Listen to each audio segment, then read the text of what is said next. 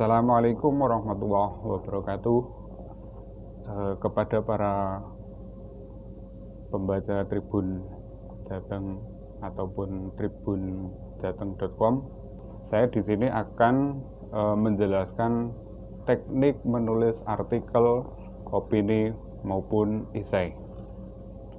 Jadi yang perlu dipahami dalam penulisan artikel ini, saya akan menjelaskannya dari mulai proses pembuatan artikel, dari mulai definisi sampai kemudian akhir, bagaimana kemudian membuat artikel yang baik. Di sini apa sih artikel itu? Artikel itu adalah tulisan lepas berisi opini seseorang yang mengupas tuntas suatu masalah tertentu yang sifatnya aktual, kontroversial, dengan tujuan untuk memberitahu atau menginformasikan kepada khalayak, mempengaruhi dan meyakinkan secara persuasif argumentatif, atau menghibur khalayak pembaca. Jadi jelas di sini bahwa artikel itu ingin menjelaskan kepada publik terkait dengan isu-isu yang aktual.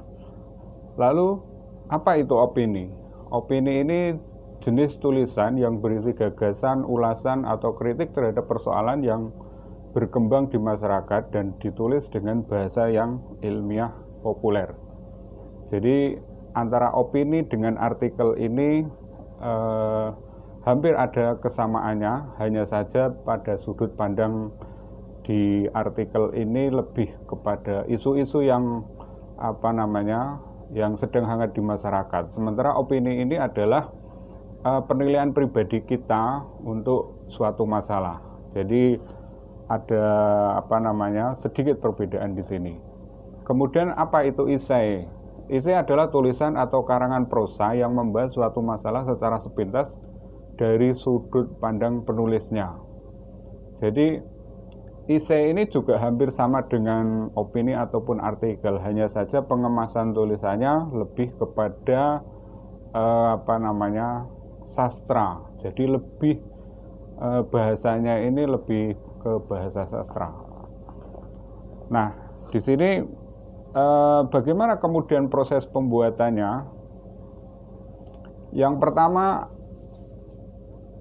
artikel, kemudian opini ataupun esai ini dalam teknik penulisannya sama dengan berita.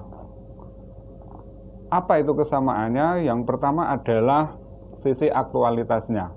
Kemudian dia harus memenuhi unsur penting, kemudian magnitude, kemudian proximity, kemudian mendidik, dan kontrol sosial.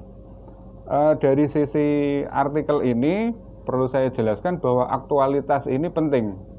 Jadi semua hal yang baru yang terjadi di masyarakat, baik itu isu-isu politik, ekonomi maupun sosial, ini harus dikemas dengan dengan hal-hal yang berkaitan isu-isu yang baru. Jadi tidak boleh kita menampilkan sebuah artikel, opini ataupun esai itu dari isu-isu yang sudah lama. Kecuali kita bolehlah menulis sebuah artikel, opini ataupun esai isu lama itu berkaitan dengan momen tertentu. Umpamanya misalnya Hari Kesaktian Pancasila, kemudian juga momen tahun baru, ataupun hari-hari besar lain yang itu memiliki momen tertentu, itu boleh. Tetapi yang penting di sini adalah dalam penulisan itu sisi aktualitasnya, seperti halnya menulis berita, itu harus ditonjolkan. Jadi aktualitas di sini adalah peristiwa ataupun kejadian ataupun isu baru yang sedang hangat dibicarakan oleh masyarakat. Kemudian yang kedua penting. Penting ini adalah menyangkut kepentingan banyak orang. Jadi penting di sini bukan penting karena itu pribadi kita, tetapi penting memang benar-benar penting untuk masyarakat. Contohnya apa? Contohnya adalah isu terkait dengan ekonomi. Misalnya saja kenaikan BBM. Kenaikan bahan bakar minyak ini akan selalu menjadi isu yang hangat. Karena apa? Karena bahan bakar minyak ini dibutuhkan oleh masyarakat. Setiap kenaikan ataupun penurunan dari harga BBM ini akan selalu direspon oleh masyarakat, baik itu secara negatif ataupun secara positif. Terutama mungkin adalah para mahasiswa. Dalam konteks ini dia melihat umpamanya ada kenaikan BBM. Banyak respon yang muncul di mana baik itu memprotes ataupun mendukung. Nah, ini sangat menarik karena apa? Karena unsur penting di sini adalah menyangkut kepentingan banyak orang. Itu satu, contohnya adalah kenaikan BBM. Kemudian hal yang penting lagi umpamanya adalah terkait dengan kenaikan harga bahan pokok. Contohnya beras. Ketika beras itu mengalami kenaikan, maka akan direspon oleh masyarakat. Berita-berita yang berkaitan dengan dengan beras ini akan menjadi perhatian publik. Sama halnya ketika kita menulis artikel ini juga sama, harus mengangkat isu-isu yang sifatnya itu adalah sifat yang penting bagi masyarakat, tidak penting untuk diri kita sendiri. Kemudian yang ketiga adalah magnitude. Magnitude ini maksudnya adalah apa yang kita tulis ini harus berpengaruh besar terhadap perubahan. Jadi kalau kita menulis sesuatu kok kemudian tidak ada perubahan yang signifikan dari masyarakat, maka tulisan kita berarti gagal. Gagal dalam arti bahwa tulisan kita tidak ada yang merespon, karena ide-ide yang kita tampilkan berarti kurang diterima oleh masyarakat. Maka untuk penulisan artikel ini agar kita bisa diterima oleh pembaca, maka ini juga harus memiliki pengaruh yang besar. Pengaruh yang besar adalah ide-ide yang ditampilkan oleh kita itu harus benar-benar ide yang bisa membuat perubahan atau ide-ide yang solutif. Kemudian yang keempat adalah proximity. Proximity ini adalah tulisan yang kita tulis itu harus memiliki kedekatan dengan pembaca. Contohnya apa? Contohnya umpamanya kalau di Jawa Tengah ini sedang terjadi umpamanya terkait dengan terkait dengan minimnya bahan pokok umpamanya, maka secara tidak langsung masyarakat Jawa Tengah itu membutuhkan informasi itu. Maka kita sebagai penulis itu harus menghadirkan data-data terkait dengan minimnya bahan pokok di pasaran, umpamanya gula langka, kemudian minyak langka, kemudian cabai langka, ataupun harga bawang itu juga menjadi perhatian.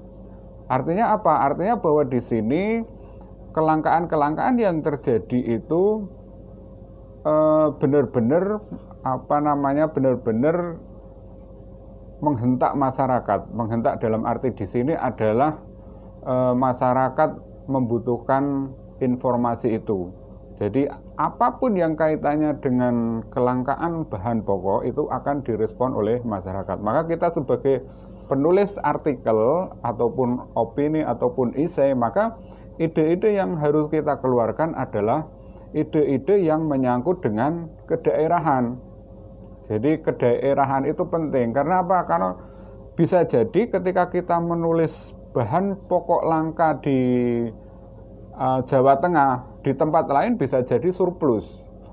Maka di tempat lain itu tidak membutuhkan informasi berkaitan dengan kelangkaan bahan pokok di Jawa Tengah. Maka ketika kita menulis itu berkaitan dengan daerah kita khusus. Jadi kita tidak perlu menulis hal-hal yang itu jauh di luar jangkauan daerah kita. Kita cukup mengamati isu-isu yang sedang terjadi di daerah kita, baik itu tentang kelangkaan BBM tadi ataupun berkaitan dengan minimnya bahan pokok di masyarakat dan lain sebagainya. Kemudian hal yang lain yang perlu kita perhatikan ketika kita menulis artikel adalah apa yang kita tulis itu harus mendidik. Mendidik dalam arti bahwa tulisan yang kita hadirkan itu memberikan pencerahan kepada pembaca. Jangan sampai kemudian apa yang kita tulis itu tidak mendidik, bahkan justru malah memprovokasi. Ini jelas tidak betul. Jadi ketika kita menulis artikel ini, bagaimana kemudian tulisan ini benar-benar memberikan pencerahan kepada pembaca. Itu yang penting. Kemudian yang terakhir adalah kontrol sosial. Kontrol sosial maksudnya apa? Maksudnya adalah bahwa tulisan artikel yang ingin kita tulis ini harus memberikan pengawasan atau sebagai bentuk kontrol terhadap pemerintahan. Umpamanya di pemerintahan itu ada hal-hal yang tidak beres ataupun ada penyelewengan, maka apa yang kita tulis ini ya berkaitan dengan hal-hal seperti itu. Apa yang terjadi di masyarakat itu, di pemerintahan umpamanya sedang terjadi adanya tindak pidana korupsi umpamanya. Nah, kita dalam menuliskannya tujuannya adalah sebagai bentuk pengawasan agar ke depan pemerintahan itu bisa lebih baik dan tidak korupsi lagi. Nah, ini adalah hal-hal ataupun unsur-unsur yang perlu diperhatikan ketika kita menulis sebuah artikel, opini ataupun esai. Yakni yang pertama sisi aktualitas, kemudian ada unsur pentingnya, kemudian ada magnitude-nya, kemudian ada proximity, mendidik, dan kontrol sosial. Ini hal-hal yang perlu diperhatikan ketika kita menulis artikel. Jadi sama ketika kita menulis artikel, opini, esai itu sama halnya dengan kita menulis berita, yakni ada unsur-unsur tadi, sisi aktualitas, penting, kemudian proximity, mendidik, maupun kontrol sosial. Berikutnya adalah bagaimana kemudian dalam proses kita menulis artikel ini. Yang pertama, ada masalah yang akan ditulis. Kemudian yang kedua, lengkapi masalah dengan bahan pustaka. Kemudian ketiga, bagi penulis pemula ataupun yang baru memulai ini juga harus nanti mendiskusikan masalah dengan teman atau pakar. Kemudian yang berikutnya adalah didukung fakta dan data. Yang kelima ada saran dan solusi, kemudian mencantumkan sumber kutipan jika mengutip pendapat orang lain. Oke, saya jelaskan proses menulis ini. Yang pertama, ada masalah yang akan ditulis. Kalau kita ingin menulis artikel, kita tidak mungkin tidak ada masalah. Harus ada masalah dulu. Nah, masalah ini kita dapat dari mana? Ya, kita membaca umpamanya dari internet, informasi dari internet. Kemudian membaca dari buku ataupun pengalaman kita. Mungkin di lingkungan sekitar kita ada menemukan misalnya jalan di sekitar kita itu banyak yang rusak. Nah, bagaimana kemudian itu kita angkat dalam sebuah bentuk tulisan? Jadi, ketika kita menulis itu harus ada masalah. Kalau kemudian kita menulis kok tidak ada masalah, maka kita akan susah untuk mengaktualisasikan tulisan kita. Karena apa? Karena di sini dalam proses menulis maka harus ada masalah dulu. Nah, masalah ini bisa kita dapatkan dari membaca, dari pengalaman kita, ataupun kita dapatkan dari internet. Kemudian yang kedua, lengkapi masalah dengan bahan pustaka. Ketika kita sudah mendapatkan masalah, maka yang kedua adalah melengkapi masalah dengan bahan pustaka. Kita cari dulu referensi terkait dengan apa yang akan kita tulis. Jadi referensi kita siapkan dulu, bahan pustaka ini kita siapkan dulu. Bahan pustaka tentu saja tidak harus dari buku. Bahan pustaka ini bisa dari tadi membaca di internet ataupun pengalaman kita pribadi, itu bisa menjadi sebagai bahan pustaka kita. Kemudian yang ketiga, bagi penulis pemula ini harus mau menerima masukan dari senior kita. Artinya apa? Artinya bahwa kita sebagai penulis pemula itu jangan malu-malu untuk bertanya. Kita harus bertanya kepada mereka yang sudah sering menulis dan kemudian dimuat di media massa. Syukur-syukur ada mentor di situ atau pakar kepenulisan di situ, kita bisa berdiskusi terkait dengan masalah-masalah yang akan kita tulis ataupun bagaimana cara menulis yang terbaik itu. Kemudian yang keempat adalah tulisan harus didukung dengan fakta dan data. Jangan sampai ketika kita menulis sesuatu itu kita tidak memiliki data. Ini akan sangat fatal ketika kita menulis sesuatu itu tidak ada faktanya. Maka kita dianggap menulis sesuatu yang hoax. Karena apa? Karena memang tidak ada faktanya. Itu. Jadi ini sangat penting. Fakta dan data ini harus disertakan ketika kita menulis tentang artikel, opini ataupun esai. Jadi ada sesuatu masalah di situ memang benar-benar berdasarkan fakta. Kemudian yang berikutnya ada saran dan solusi. Jadi ketika kita menulis artikel itu, di situ juga harus ada saran dan solusinya. Kita mengkritik sesuatu, juga kita memberikan solusinya. Jangan sampai kemudian ketika kita menulis itu tidak ada solusi. Ini akan mengurangi pembaca, karena pembaca tidak akan menarik ketika membaca artikel Anda, kemudian Anda hanya memunculkan masalah-masalah tetapi tidak ada solusinya. Maka penulis yang baik adalah dia memunculkan masalah juga memberikan solusinya. Dan yang terakhir adalah mencantumkan sumber kutipan. Jadi ketika Anda menulis sebuah artikel itu, kalau memang Anda mengutip dari sumber lain maka cantumkanlah. Jangan sampai kemudian itu diklaim sebagai hasil pemikiran Anda. Ini tidak baik untuk untuk seorang penulis yang baru memulai ataupun yang lama. Ini jelas tidak boleh. Ketika kita mengambil sumber lain atau mengutip pendapat orang lain, maka kita cantumkan itu dari mana. Umpamanya itu dari Tribun Jateng, di artikel yang biasa dimuat di Tribun Jateng, maka itu harus ditampilkan. Kutipan itu harus dicantumkan. Kalau tidak dicantumkan maka itu akan berarti kita tidak jujur kepada diri kita. Oke, itu prosesnya. Jadi proses menulis yang pertama harus ada masalah, kemudian lengkapi masalah dengan bahan pustaka. Bagi penulis pemula, jangan sungkan untuk mendiskusikan masalah itu dengan teman ataupun pakar. Kemudian didukung dengan fakta dan data. Selanjutnya harus ada saran dan solusi dalam tulisan itu, dan kemudian mencantumkan sumber kutipan jika mengutip pendapat orang lain. Nah, berikutnya adalah pentingnya perspektif. Pentingnya perspektif ini ketika kita menulis ini, kita juga harus memiliki sudut pandang. Jadi semua orang tentu bisa menulis, namun tidak semua penulis mampu menuliskan artikel, opini, esai dengan sempurna. Sudut pandang juga sekaligus berfungsi sebagai pisau analisa. Perspektif lahir dari proses membaca dan bersentuhan langsung dengan realita atau kondisi objektif.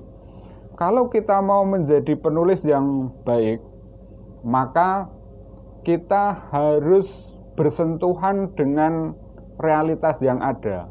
Tidak kemudian kita umpamanya menjadi penulis itu hanya standby di rumah terus. Ini juga tidak bagus. Kita juga harus kadang turun ke lapangan, melihat realitas yang terjadi. Karena belum tentu apa yang kita baca di internet itu adalah sebuah kebenaran.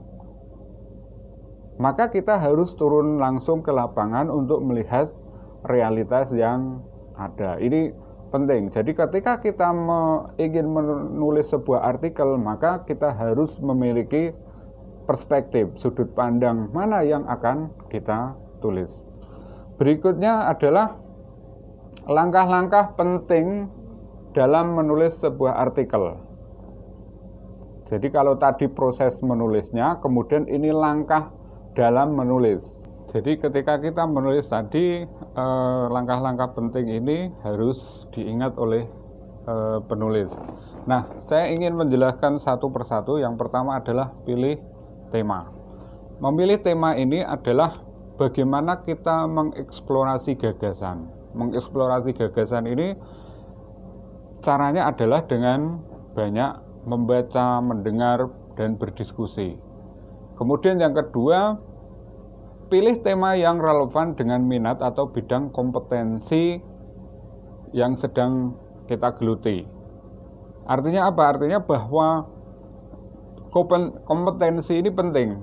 Jadi jangan sampai ketika kita menulis itu beda dengan kompetensi yang kita geluti saat ini. Kalau kemudian Anda kok sebagai mahasiswa mahasiswa teknik, maka Anda juga harus menulis terkait dengan bidang-bidang teknik. Jangan kemudian ketika Anda sebagai seorang teknik kemudian menulis bidang pendidikan. Ini tidak pas. Maka yang pas adalah Anda harus menulis tentang hal-hal yang menjadi persoalan teknik. Itu yang pas seperti itu. Kemudian yang lainnya contohnya adalah Anda sebagai seorang guru, maka Anda juga harus menulis tentang hal-hal yang berkaitan dengan guru. Umpamanya saat ini yang lagi ngetren ya, yakni pembelajaran jarak jauh. Pembelajaran jarak jauh bagi guru ini bagaimana? Dipandang dari sudut guru bagaimana? Dipandang dari orang tua bagaimana? Dipandang dari siswa bagaimana? Anda harus bisa memberikan solutif. Jadi Anda sebagai seorang guru bisa menulis tentang hal-hal seperti itu. Nah, yang berikutnya adalah tentukan sikap atas tema atau masalah yang pro atau kontra. Jadi ketika Anda menulis artikel, maka tema ini sangat penting. Anda akan berposisi di mana? Sebagai orang yang pro atau sebagai orang yang kontra.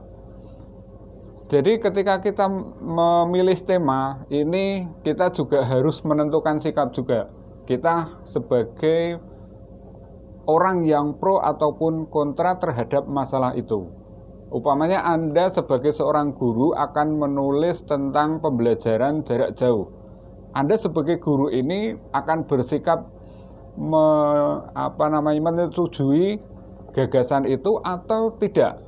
Kalaupun Anda umpamanya menyetujui, kemudian apa-apa yang menurut Anda itu hal baik, maka harus diutarakan semua. Tetapi manakala Anda tidak setuju terhadap pembelajaran jarak jauh, maka juga Anda harus menyampaikan ada poin-poin negatif dalam pembelajaran jarak jauh itu harus Anda sampaikan. Kemudian Anda memberikan solusinya. Nah, di sini posisi Anda penting di situ. Jadi Anda akan bersikap sebagai seorang penulis yang pro ataupun kontra terhadap masalah itu. Jadi paham ya bahwa ketika kita memilih tema itu yang pertama adalah mengeksplorasi gagasan, kemudian sesuai dengan kompetensi diri kita dan kita mengambil posisi yang mana, pro ataupun kontra. Kemudian yang berikutnya tadi adalah menentukan judul. Judul ini mewakili tema yang akan dibahas. Jadi judul ini tidak boleh melenceng dari tema yang akan kita tulis. Jadi judul ini sebagai pokok masalah yang akan kita uraikan secara runut sampai kemudian kesimpulan. Ini judul. Kemudian dalam menentukan judul ini jangan panjang-panjang, singkat, cukup 3-5 kata.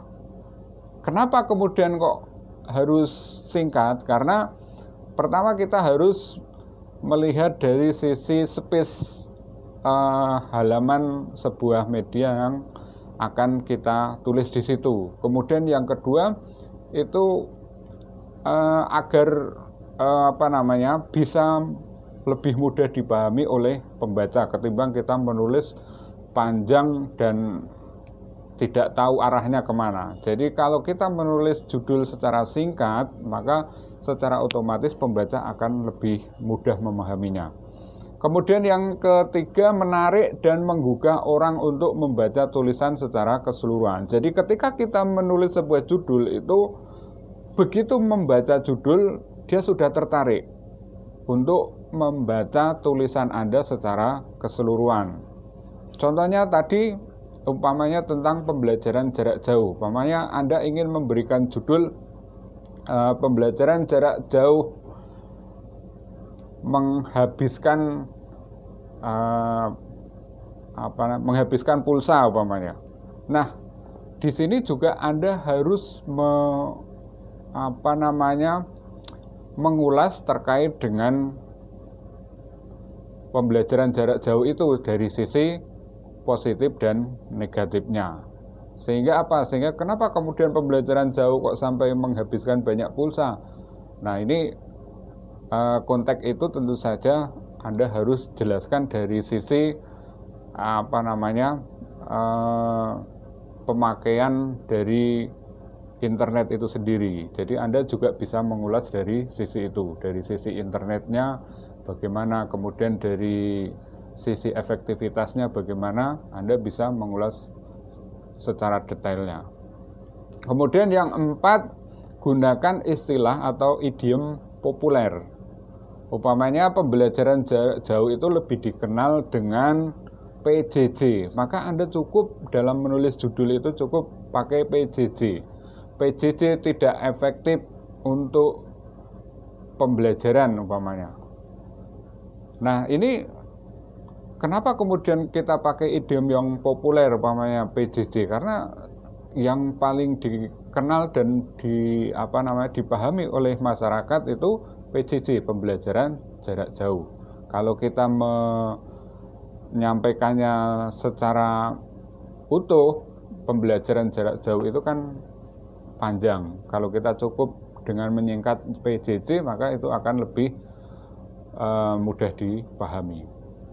Itu dalam menentukan judul ya. Menentukan judul yang pertama adalah judul harus mewakili tema, kemudian singkat, menarik dan menggugah orang untuk membaca, dan kemudian gunakan istilah atau idiom yang populer. Kemudian bagaimana menyusun alinea pertama terutama. Yang pertama, satu alinea biasanya mengandung satu pokok pikiran. Jadi dalam satu alinea itu Anda sudah mencantumkan pokok pikiran dari tema yang Anda bahas. Jangan sampai kemudian di alinea pertama itu tidak ada pokok pikiran yang Anda sampaikan. Yang kedua, uraikan inti masalah dengan singkat, 3-5 kalimat. Jadi di alinea pertama ini, uraikan inti masalah dengan singkat, 3-5 kalimat. Kemudian berikutnya, alinea pertama mengandung pokok pikiran utama atau tesis yang akan dipertahankan, atau pendapat yang ingin Anda sampaikan itu disampaikan di awal. Kemudian yang keempat, sifatnya apakah menanggapi opini orang lain atau opini tersendiri.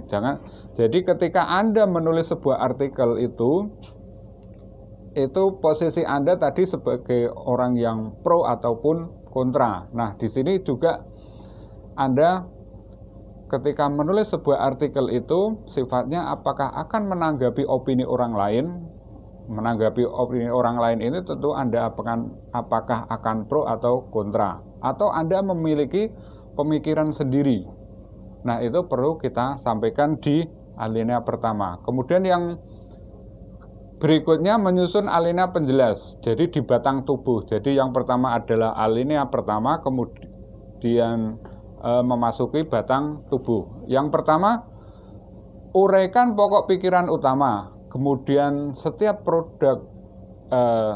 pokok pikiran disusun dalam alinea tersendiri. Kemudian hubungkan satu alinea dengan alinea selanjutnya dengan jembatan pikiran yang kuat. Kemudian hubungan antara alinea bisa bersifat kronologis, spasiologis, atau kasualitas. Jadi hubungannya maksudnya adalah bersifat kronologis, itu waktu kejadian itu Anda bisa menjelaskan secara jelas di situ, secara runut. Kemudian secara spasiologis, dari sudut ruang itu Anda bisa menjelaskannya. Kemudian dari sudut kausalitas, sebab akibat dari peristiwa itu apa, Anda juga bisa menjelaskannya. Kemudian mengolah gaya penulisan. Tulisan yang akan kita tulis itu bersifat deskripsi, narasi, atau argumentasi. Jadi gaya penulisan ini ada 3 yang saya sampaikan di sini: deskripsi, narasi, argumentasi. Deskripsi memberikan fakta apa adanya secara detail.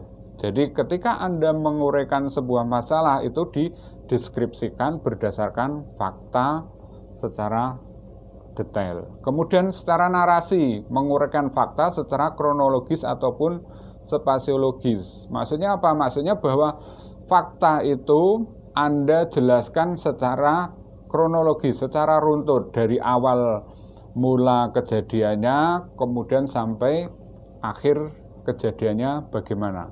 Ini secara narasi. Kemudian yang ketiga, secara argumentasi, menjelaskan fakta dan sebab akibat yang melatarinya. Jadi dari masalah yang kita tulis itu tentu saja faktanya bagaimana, sebab akibatnya bagaimana. Ini secara argumentasi. Jadi Anda ingin mengolah yang mana? Mengolah gaya penulisan secara deskripsi, narasi, ataupun argumentasi. Kalau Anda menulis deskripsi, maka Anda mengulas fakta apa adanya, mendeskripsikan fakta itu. Kemudian kalau narasi berarti Anda menceritakan kejadian itu, menceritakan fakta yang ada itu berdasarkan kejadian awal sampai akhir. Kemudian argumentasi ini menjelaskan fakta. Faktanya bagaimana dari peristiwa itu. Kemudian sebab akibatnya apa. Ini harus kita jelaskan. Jadi apakah Anda akan menulis secara deskripsi, narasi, ataupun argumentasi. Nah, kemudian yang berikutnya adalah eksplorasi data dan rujukan. Data penting untuk memperkuat tesis atau pendapat yang kita ajukan. Jadi di sini ketika kita mengeksplorasi data ataupun rujukan, ini dalam rangka memperkuat argumentasi kita. Kemudian referensi ini penting untuk menunjukkan bahwa semua pendapat yang sama atau beda sudah dipertimbangkan. Ketika Anda mengambil posisi kontra, berbeda, maka Anda juga harus memiliki argumentasi yang kuat. Kenapa harus berbeda? Tadi umpamanya tentang pembelajaran jarak jauh kurang efektif. Maka ketika Anda mengambil posisi berbeda, maka Anda harus menyampaikan hal-hal yang tidak efektifnya itu di mana dalam pembelajaran jarak jauh ini. Misalnya umpamanya dari sisi tadi kuota internet itu memakan biaya internet. Karena apa? Selain orang tua itu mengeluarkan biaya internet, dia juga masih harus membayar SPP umpamanya. Ini dari sisi itu. Kemudian yang kedua, kenapa PJJ ini tidak efektif? Ini karena anak-anak tidak bisa konsentrasi dalam mengikuti pembelajaran jarak jauh yang disampaikan oleh gurunya umpamanya. Karena bisa jadi penangkapan dari anak-anak ini kan tidak sama. Ada yang dia cepat bisa memahami, ada juga yang lambat dalam memahami. Nah, ketika itu disampaikan dalam bentuk daring, pembelajaran jarak jauh ini sangat tidak menguntungkan bagi anak yang lambat dalam memahami. Nah, ini hal-hal seperti ini harus disampaikan dalam analisa Anda ketika menulis sebuah artikel bahwa PJJ itu tidak efektif. Nah, berikutnya adalah kutipan ataupun referensi dalam format yang sederhana. Jadi, dalam mengutip ini karena penulisan artikel itu cukup terbatas, maka Anda cukup umpamanya ketika menuliskan referensi ya cukup umpamanya kita mengutip dari Tribun ya cukup tulis tribunjateng.com atau Tribun Jateng cetak edisi berapa begitu. Jadi kita tidak perlu menuliskan judulnya apa dan isinya apa. Kita cukup menuliskan referensi diambil dari Tribun Jateng ya cukup tulis Tribun Jateng. Berikutnya menyimpulkan pendapat dalam alinea penutup. Dalam alinea penutup ini, simpulkan uraian yang terdapat dalam alinea penjelas dalam alinea penutup. Jadi kesimpulannya. Kemudian yang kedua, gunakan kalimat yang menggugah, bukan memaksakan kehendak. Maksudnya apa? Maksudnya kalimat yang Anda munculkan itu kalimat yang mengajak. Jangan kemudian kalimat yang menghakimi atau kalimat yang menyudutkan orang lain. Jadi gunakan kalimat yang menggugah. Kemudian berikutnya buka kesempatan orang lain berbeda pendapat. Jadi opini yang artikel ataupun tulisan yang Anda tulis itu harus membuka ruang kritik kepada pembaca atau penulis lain. Karena apa? Bisa jadi apa yang Anda sampaikan dalam artikel itu ada yang tidak sependapat dengan Anda. Sehingga apa? Sehingga akan memunculkan tulisan berikut yang itu mungkin mengkritik Anda. Maka berikanlah ruang ketika kita menulis artikel itu, ruang kritik untuk pembaca. Jadi artinya apa? Artinya Anda membuka ruang demokrasi untuk orang lain. Jadi tidak tidak otoriter Anda dalam menyampaikan sebuah pendapat. Berikutnya, mengedit tulisan, endapkan tulisan beberapa waktu. Ketika kita sudah menulis artikel sudah jadi, maka kita tidak harus langsung mengirimkan ke media massa. Endapkan tulisan beberapa waktu, lalu kita mencoba untuk mencari inspirasi lain. Apakah tulisan yang kita tulis itu sudah betul atau belum? Kemudian yang kedua, lakukan koreksi, mulai dari yang mudah, umpamanya standar bahasa, validitas data atau referensi ini sudah sesuai atau belum, sampai kemudian dari sisi argumentasi ini kita sudah kuat atau belum. Jadi itu ketika kita sudah menulis artikel, maka yang harus kita lakukan adalah mengendapkan dulu untuk mencari inspirasi lain, kemudian mengoreksi, dan yang terakhir adalah periksa dari sisi substansi, struktur dan gaya penulisan kita, apakah itu sudah betul atau belum. Nah, berikutnya menyebarkan tulisan. Setelah tadi kita mengedit tulisan, ini kita sudah mantap, maka kita minta koreksi lagi kepada mentor. Kalau memang itu sudah betul, maka kemudian baru kita mengirimkan ke media massa yang sesuai.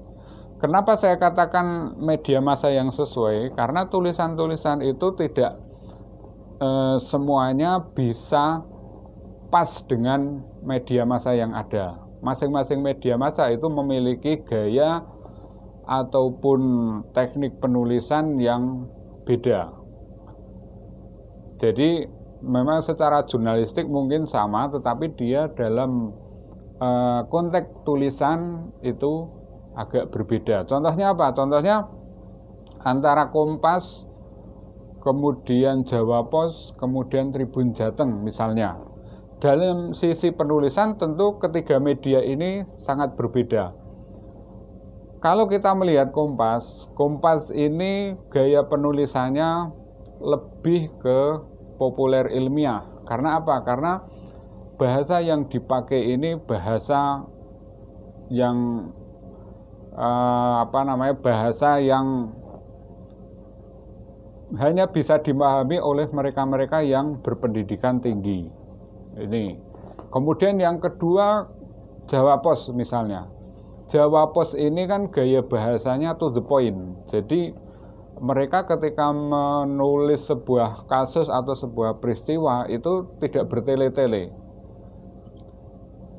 Jadi orang sesuai dengan daerahnya. Jadi Jawa Post ini kan lebih ke orang Jawa Timuran. Jadi mereka orangnya keras sehingga apa? Sehingga apa yang mereka tuliskan itu lebih ke to the point. Beda dengan umpamanya Tribun Jateng. Tribun ini lebih kepada gaya penulisan yang soft, yang ringan. Jadi ketika Anda menulis sebuah artikel juga harus menyesuaikan media yang Anda tuju. Jadi tidak semua media itu sama dalam gaya penulisannya. Berikutnya, nah setelah semuanya rampung, ini sebenarnya kita sebagai sebuah kesimpulan. Jadi ada 3 tahap dalam menulis sebenarnya. Yang pertama adalah pra-penulisan, kemudian penulisan, kemudian pasca penulisan. Di pra-penulisan ini ada ide, ada referensi, ada outline. Jadi outline ini kalau kita biasa dulu belajar bahasa Indonesia ada namanya kerangka karangan ataupun kerangka tulisan. Ini outline membantu kita untuk memudahkan ketika kita menulis. Kemudian penulisan. Penulisan ini lebih kepada struktur bahasa. Kemudian pasca penulisan tentu saja tadi ada editing. Editing ini mulai dari tanda baca maupun revisi dari kata yang mungkin keliru kita mengetiknya. Nah, saya sampaikan di sini contoh kerangka tulisan. Contoh kerangka tulisan ini pertama pembuka, kemudian uraian masalah, kemudian solusi yang ditawarkan, kemudian langkah solusi yang pertama, kesimpulan solusi pertama, ulangi tahap 4 dan 5 sesuai kebutuhan, baru kemudian penutup. Ini contoh kerangka tulisan. Jadi ada pembuka, baru kemudian uraian masalah, kemudian solusi yang kita tawarkan, kemudian langkah solusinya apa, kemudian kesimpulan dari solusi itu apa, baru kemudian kita mengulangi atau menguraikan dari tahapan 4 dan 5, baru berikutnya kemudian penutup. Jadi contoh kerangka tulisan ini kita umpamanya ingin menulis sebuah produk ataupun jasa. Pertama yang kita sampaikan adalah pembuka ini adalah memperkenalkan produk itu. Produk itu apa atau jasa itu apa. Kemudian informasi tentang si pembuat produk atau penyedia jasa itu siapa. Kemudian baru mendeskripsikan lebih detail tentang produk ataupun jasa yang dijual. Kemudian berikutnya kelebihan dari produk atau jasa itu apa? Itu harus disampaikan. Kemudian kekurangan produk dan jasa ini juga harus disampaikan.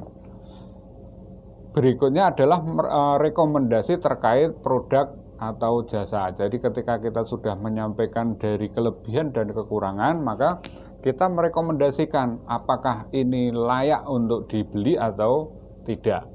Nah, ini namanya rekomendasi terkait dengan produk, baru kemudian penutup. Jadi jelas ya bahwa ketika kita menulis sebuah artikel itu ketika kita membuat kerangka tulisan, maka akan lebih mudah. Berikutnya syarat menjadi penulis artikel. Ini terkait dengan syarat ya. Jadi yang pertama secara teknikal. ini seseorang harus memiliki kemampuan menggunakan atau mengoperasikan peralatan kerja yang diperlukan. Ya, kalau sekarang tentu saja seperti komputer, laptop, notebook, ataupun gadget. Dan tentu saja kita harus memiliki surat elektronik atau email, ataupun media sosial, umpamanya itu Facebook, Twitter, ataupun Instagram.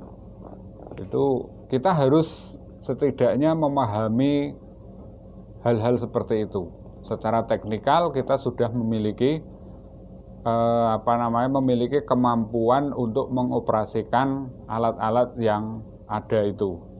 Kemudian yang kedua, mental. Jadi kalau kita menulis juga kita harus punya mental, punya tekad, semangat dan kemauan keras untuk terus belajar.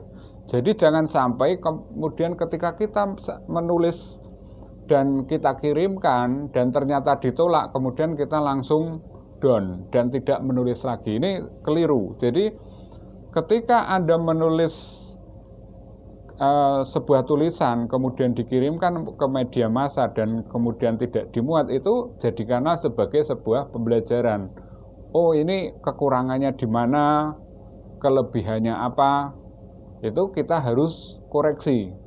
Oh, barangkali tulisan yang kita tulis ini kurang sesuai dengan tema umpamanya, atau dari sisi penulisan kurang runut, atau dari sisi kata-kata kurang populer yang kita pakai. Jadi ini harus kita koreksi. Intinya begini, intinya bahwa Anda ketika menulis itu jangan mudah menyerah. Ketika Anda menulis kemudian kok dikembalikan, maka jadikanlah itu sebagai sebuah pembelajaran. Kemudian yang ketiga adalah reading habit. Ini maksudnya adalah punya budaya baca ya. Jadi Anda ketika memiliki kemauan untuk menulis, maka Anda juga harus meningkatkan habit baca Anda. Kebiasaan baca Anda juga harus ditingkatkan. Kalau dulu umpamanya biasanya hanya membaca internet, jadi informasi-informasi di internet, maka tingkatkan. Kemudian Anda suka membaca koran, kemudian majalah, ataupun yang lainnya. Yang itu meningkatkan habit baca Anda. Jangan sampai kemudian ketika Anda suka menulis, kok malah baca Anda, kebiasaan baca Anda malah berkurang. Ini terbalik. Jadi justru ketika Anda menyukai menulis, maka tingkatkanlah habit baca Anda. Entah itu ya majalah ataupun koran, itu Anda harus sering membaca. Kemudian dari sisi intelektual, yang keempat adalah intelektual. Punya visi akademis, daya nalar, wawasan ilmu pengetahuan, serta kemampuan dalam menyajikan tulisan secara logis, sistematis, dan analitis. Jadi dari sisi intelektual, ketika Anda menulis itu, sebenarnya Anda sudah memiliki gagasan yang bagus. Artinya punya visi akademis, kemudian punya pemikiran yang luas, dan punya kemampuan menyajikan data secara sistematis. Jadi Anda harus punya itu. Dari sisi intelektualitas Anda memiliki kemampuan di atas rata-rata. Kemudian yang kelima adalah secara sosiokultural. Sosiokultural ini Anda harus dekat atau punya kedekatan dengan orang media. Karena apa? Ketika Anda sudah menulis, sudah membuat sebuah tulisan artikel, maka ketika artikel Anda dikirimkan, maka Anda paling enggak menjalin komunikasi dengan pihak media. Di sini Anda bisa berdiskusi, kira-kira tulisan Anda itu sudah layak atau belum. Nah, dari sini Anda akan mendapatkan sesuatu yang berbeda. Kenapa berbeda? Karena mereka yang menulis artikel yang hanya sekedar mengirim itu akan beda dengan Anda umpamanya yang menulis mengirim artikel kemudian menjalin komunikasi dengan pihak media. Tentu saja tulisan Anda pasti akan diprioritaskan kalau memang itu sesuai dengan konteks dan isu yang berkembang pada saat itu. Dengan menjalin komunikasi dengan pihak media ini, Anda akan mendapatkan kelebihan, umpamanya ketika tulisan Anda itu masih ada kekurangan, Anda bisa memperbaikinya. Itu. Jadi kalau kemudian Anda kok tidak ada jalinan komunikasi dengan pihak media, maka ketika Anda menulis umpamanya kok ada kekurangan dan lain sebagainya, ya sudah selesai, pasti tulisan Anda langsung dikembalikan. Tetapi kalau Anda kok ada jalinan komunikasi, maka Anda bisa berkomunikasi dengan pihak media. Di sini dalam penanggung jawabnya adalah editor opini umpamanya, maka Anda bisa menjalin komunikasi itu, kira-kira tulisan Anda kekurangannya apa, kelebihannya apa, baru kemudian kalau memang itu masih kurang sesuai, Anda bisa memperbaikinya. Nah, itu. Jadi yang terakhir tadi adalah syarat jadi penulis artikel. Jadi ada 5 ya, teknikal, kemudian mental, reading habit, intelektual, dan sosiokultural. Dan berikutnya contoh sebuah artikel. Jadi sulitnya melenyapkan perilaku korup. Ini ditulis oleh Topan Juniarto. Ini tulisan ini pada saat itu memang menjadi satu pembicaraan yang cukup hangat terkait dengan perilaku korupsi para pejabat. Sehingga apa? Sehingga tulisan ini sangat kontekstual dengan kondisi Indonesia. Apalagi sampai saat ini perilaku korup itu pun masih terjadi. Sehingga ini masih masih selalu aktual kalau kita menulis tentang isu-isu soal korupsi. Kemudian contoh lain adalah Haji dan Politik Indonesia dan Arab Saudi yang ditulis oleh Profesor Azumardi Azra. Jadi haji dan politik ini tentu saja sangat menarik karena apa? Karena orang Indonesia mengirimkan jemaah haji ini tentu saja ada misi politiknya juga. Jadi tidak hanya sekedar ibadah tentu saja. Maka di sini dikupas oleh Pak Azumardi ini luar biasa. Jadi Anda bisa belajar dari tulisan-tulisan Pak Azumardi Azra. Oke, itu yang barangkali bisa saya sampaikan. Semoga bisa bermanfaat bagi Anda yang sedang ingin menulis artikel. Jadi bila kemudian Anda tidak paham atau masih ada sesuatu yang mengganjal, yang itu menghambat Anda dalam menulis, bisa tanya ke Tribun Jateng. Jadi nanti saya sebagai wartawan Tribun Jateng tentu akan menerima apa yang mungkin Anda belum paham. Jadi Anda bisa menyampaikan pertanyaan itu kepada Tribun Jateng secara langsung. Oke, itu barangkali apa yang saya sampaikan. Terima kasih. Wassalamualaikum warahmatullahi wabarakatuh.